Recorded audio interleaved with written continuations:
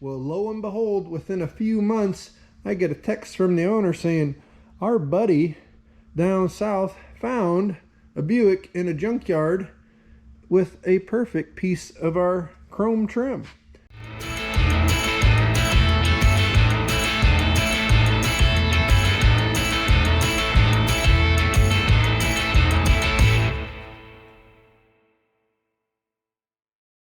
Am I dreaming? I don't think so. Look who's back in the shop. Sparky's here. Not a major thing. He's here for a little bit of dolling up. This is the 58 Buick Special. Belongs to a great customer of ours. Go back up here. There's a whole video playlist on this car. We did a ton of stuff to this bad ride. And man, is it not just the most awesome little 58 Buick you've seen in a while. This thing still gets driven. High school car for this customer. They still drive it real regular. Everything works. We did electricals. We fixed a bunch of leaks. We had the transmission torn all down to fix leaks. But man, it's just a beautiful ride. We did paint correction, shined it all up, and just made it really, really roadworthy once again. So if that's the case, why is it back? Well, it's back kind of on my recommendation. They're gonna fix just a couple things. This right here is a piece of chrome that they sourced all the way, it's either Texas or Arizona. But when the car left last time, you know, we had some discussion, and I said, you know, if it was my car, one thing that bothers me and bothered me just working on it for weeks and weeks and weeks was this driver's front fender chrome piece. If it was my car, I wouldn't change a thing on it, paint wise, look wise, except for, you know, if I could, I'd source that chrome and change it out. Well, lo and behold, within a few months, I get a text from the owner saying, our buddy down south found a Buick in a junkyard with a perfect piece of our chrome trim. Can you please put it on? So that's basically why it's here. Now, the car also is leaving a couple little spots in their driveway. And so we are going to roll around underneath and kind of, you know, make sure. We did a lot of leak fixing on this. We might have a bolt or a gasket that needs a little bit snugging up. And then there's still, this is a torque tube car, and the transmission was just leaking into that torque tube. So it's still, on longer drives, that stuff warms up, and then the orientation of the car settles a little bit, and then it'll drip out the back end. But we're not getting any clean new fluid. That's the key here, is we're still kind of working out some of that old transmission fluid that's in that tube between the differential and the back of the transmission. But otherwise, they said car's working great. Might need a battery. They're going to do that on their own, I believe. But we're going to get this trim on, and I'll show you that. This is the good old days. There's no plastic pieces, none of that stuff holding this on.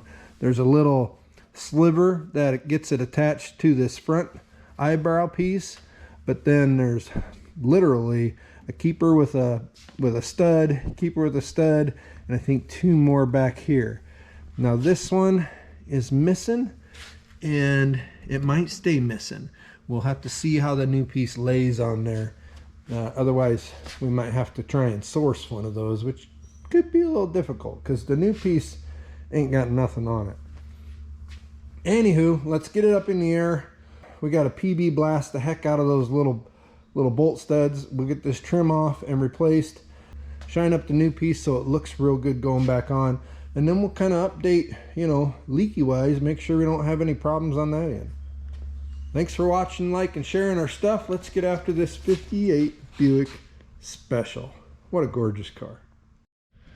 All right, let's get you under here, show you what we're doing. Under the fender now. In behind you do have an inner fender, and it's actually metal. But back here, look, up there, right there where the wet spot is, that's from the PB blaster.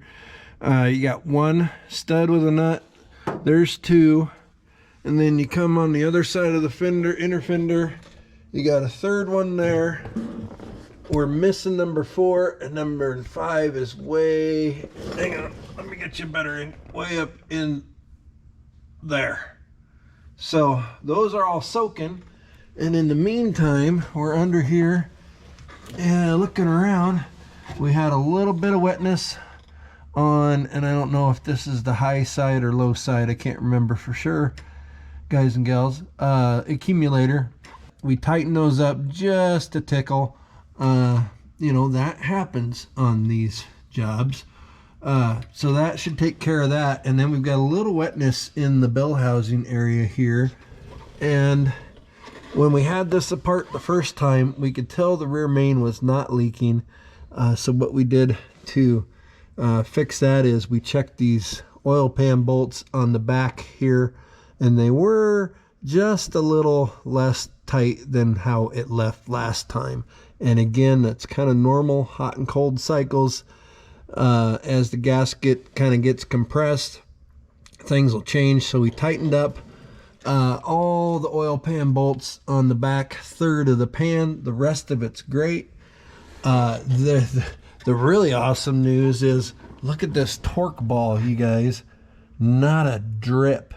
Not a single drip out of what most people would consider the most problematic part of this entire transmission. Now we do have a little wetness back there at the junction between the snout coming off of the rear end and the torque tube. We'll go dab our finger on that real quick. I'm thinking this is still oldish stuff. Looks pretty brown, but we'll double check that. And again, we got it jacked up in the air right now, so I guarantee you once this thing levels back out on the ground, you're going to get just a little more seepage out of there. But it's not nearly as wet as it used to be. It's just damp right now, so I think we're just I think we're fine there. We're definitely not leaking out of the back of this transmission, which is really good because we don't want to take the torque tube off again. Now we also have just a little bit of blow-by going on. This is the vent tube for the engine right here. And it's got a drip on it, and it looks like maybe it blows just a little bit of oil back going down the road. Now, this customer took her out and, you know, blew the cobwebs out. This old Buick went triple digits, guys and gals. So maybe on that run she was breathing just a little bit hard and you know, spit a little bit there, but otherwise engine runs great. The rest of the accumulators, transmission's dry, engine looks dry, nothing else is coming from the top, no coolant leaks. Life ain't bad for Sparky, the 58 Buick Special. Oh, you won't be able to see me reach up in here with my ET arms and fingers to get this trim off, but I think it's going to come off pretty quick. Oh, one little thing. When you're addressing these old fasteners on these old cars, especially the little ones and the studs, like on the trim and stuff, before you hit them with the PB, take your little wire brush and scrape just the debris off from around them, and then that lets that PB eat a little easier. I do that every single time, and on this one we did that for sure. Just went around them. They don't have to be clean, but get that first layer of buildup off of those threads so the PB can get in there and do its thing, or whatever you use for getting stuff loosened up. Let's pull this trim off, and yeah, we're in good shape. All right, so these use those little stamped steel crown nuts, and they're in pretty good shape. They all came off. We didn't take this front one all the way off. This retainer should split these two pieces, so we should be able to pull this out now and then wiggle it off of the back end of this retainer. We'll probably reuse one, maybe two of these, but we're gonna have to replace on some of these nuts. We should be able to pull this out here now, like so. and then do a little wiggle here.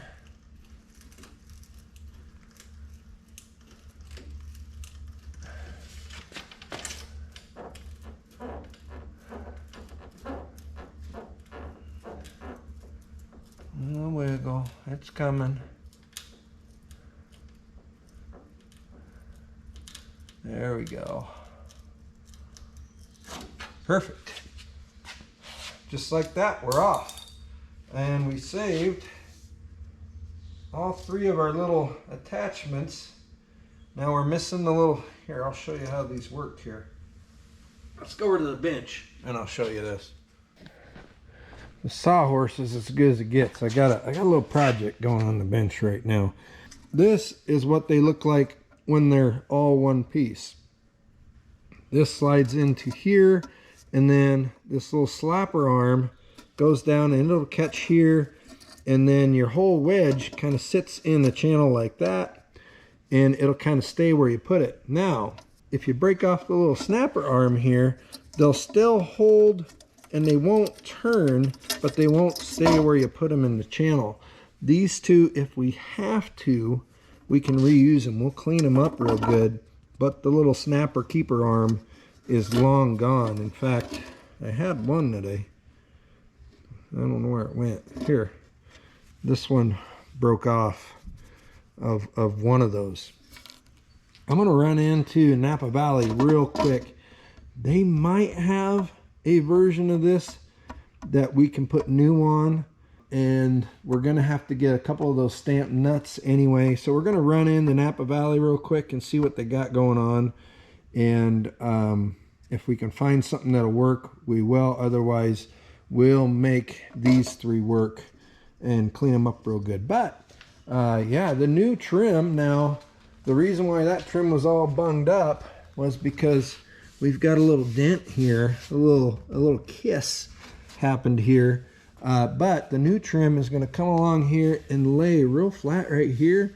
So from the viewer's perspective, it's going to look really nice. You're not even going to see, I mean, you'll notice the kiss, but it's not going to affect really the way the trim lies on here at all, except under here, there will be a gap, and just have to keep stuff from flying up in there and hanging on. I mean, look how clean that is under there. Hardly, yeah, we're in good shape. We got pretty decent updates, folks. The Napa Valley came through, so we were looking for these guys, and I remember I was in Napa a while back, and they had like a rotisserie thing with odds and ends, and I thought I saw something like this on it. Check that out. It's a Napa ball camp number 6651917. This is kind of the medium size. They had like 4 different sizes of these in the stocks, and then they had a giant bag of these press nuts. So I mean, we don't need all those, but we'll definitely put them in our stocks.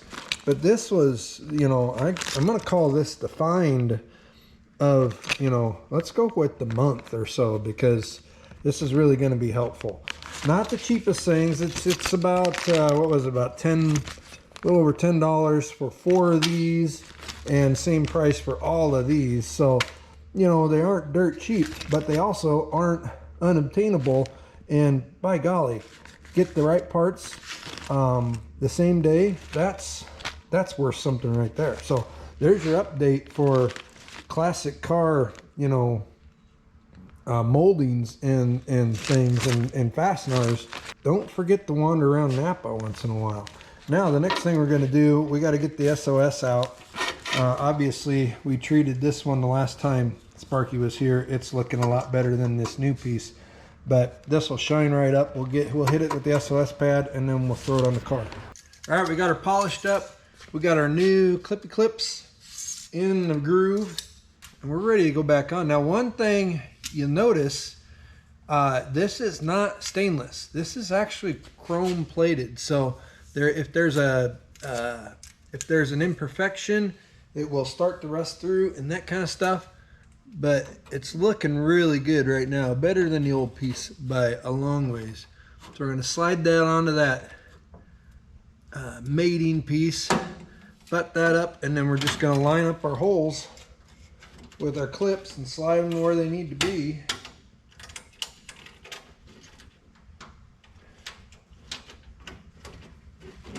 And in the back we gotta, there we go, something like that.